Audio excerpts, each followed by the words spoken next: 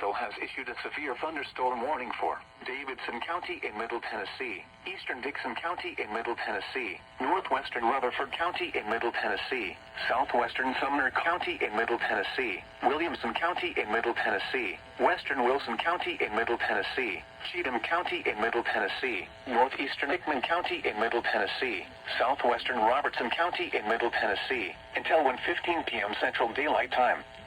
At 12:51 p.m. Central Daylight Time, severe thunderstorms were located along a line extending from 8 miles northwest of Ashland City to near Kingston Springs to 9 miles south of Fairview, moving east at 70 miles per hour.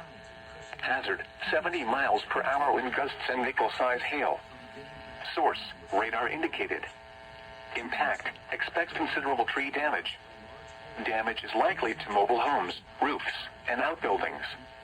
Locations impacted include Franklin, Gallatin, Ashland City, Nashville, Madison, Hendersonville, Smyrna, Brentwood, La Vernie, Mount Juliet, Goodlettsville, Millersville, Greenbrier, Nolensville, Forest Hills, Oak Hill, Coopertown, White Bluff, Belmead, and Kingston Springs.